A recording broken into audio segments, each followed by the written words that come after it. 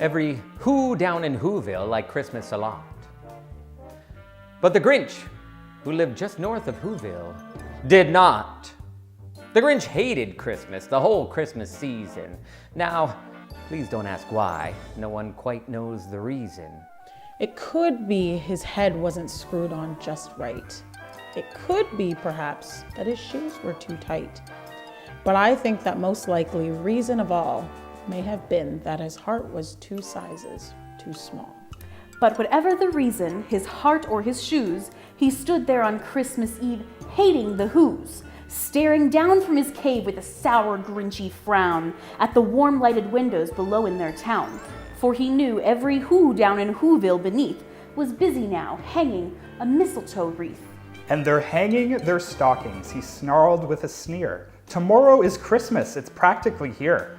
Then he growled with his Grinch fingers nervously drumming. I must find some way to stop Christmas from coming. For tomorrow he knew. All the Who girls and boys would wake bright and early. They'd rush for their toys. And then, oh, the noise. Oh, the noise, noise, noise, noise. That's the one thing he hated. The noise, noise, noise, noise. Then the Whos, young and old, would sit down to a feast. And they'd feast, and they'd feast, and they'd feast, feast, feast, feast. And they would feast on Who pudding and rare Who roast beast, which was something the Grinch couldn't stand in the least. And then they'd do something he liked least of all. Every Who down in Whoville, the tall and the small, would stand close together with Christmas bells ringing. They'd stand hand in hand and the Whos would start singing. They'd sing and they'd sing and they'd sing, sing, sing, sing. And the more the Grinch thought of this Who Christmas sing, the more the Grinch thought, I must stop this whole thing.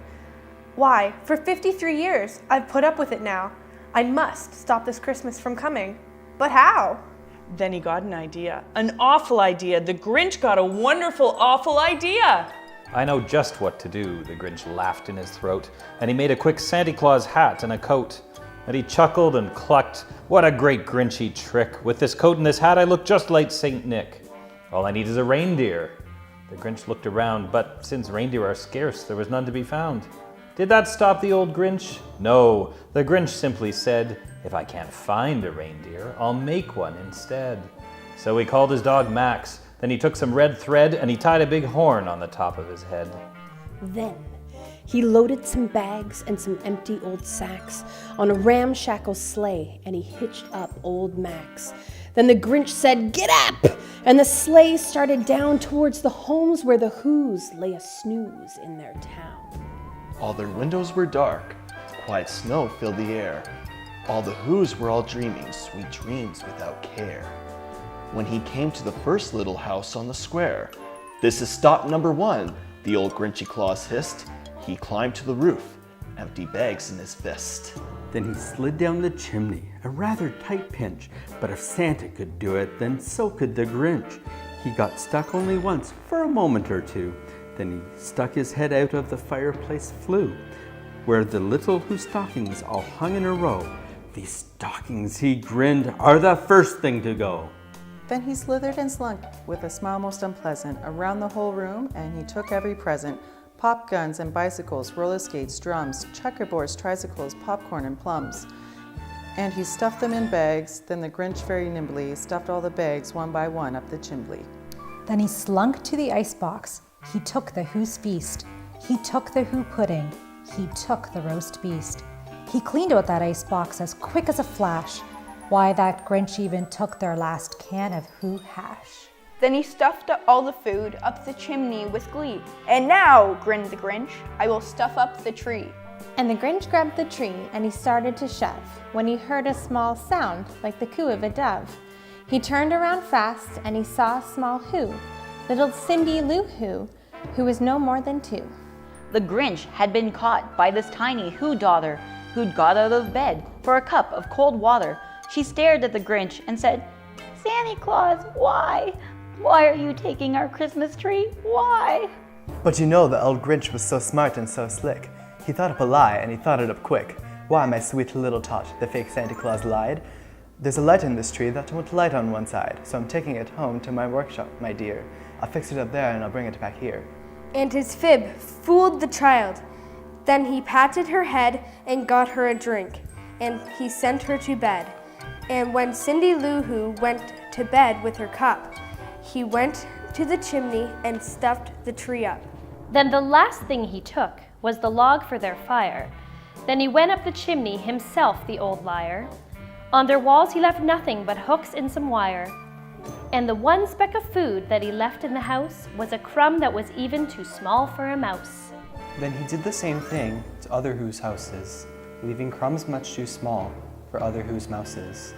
It was 1/4 dawn, all the Who's still abed, all the Who's still a snooze when he packed up his sled. Packed it up with their presents, the ribbons, the wrappings, the tags and the tinsels, the trimmings, the trappings. 3,000 feet up the side of Mount Crumpet, he rode with his load to the tip-top to dump it. Pooh-pooh to the Who's, he was grinchishly humming. They're finding out now that no Christmas is coming. They're just waking up, I know just what they'll do. Their mouths will hang open a minute or two. Then the Who's down in Whoville will all cry boo-hoo. That's a noise, grinned the Grinch, that I simply must hear. So he paused, and the Grinch put his hand to his ear. And he did hear a sound rising over the snow. It started in low, then it started to grow. But the sound wasn't sad. Why, this sound sounded merry. It couldn't be so, but it was merry. Very. He stared down at Whoville. The Grinch popped his eyes, then he shook. What he saw was a shocking surprise. Every Who down in Whoville, the tall and the small, was singing without any presents at all. He hadn't stopped Christmas from coming. It came. Somehow or other, it came just the same. And the Grinch, with his Grinch feet ice cold in the snow, stood puzzling and puzzling. How could it be so? It came without ribbons. It came without tags. It came without packages, boxes, or bags. And he puzzled 3 hours till his puzzler was sore. Then the Grinch thought of something he hadn't before. Maybe Christmas, he thought, doesn't come from a store. Maybe Christmas, perhaps, means a little bit more. And what happened then? Well, in Whoville, they say that the Grinch's small heart grew 3 sizes that day, and the minute his heart didn't feel quite so tight, he whizzed with his load through the bright morning light, and he brought back the toys and the food for the feast. And he himself, the Grinch, carved the roast beast.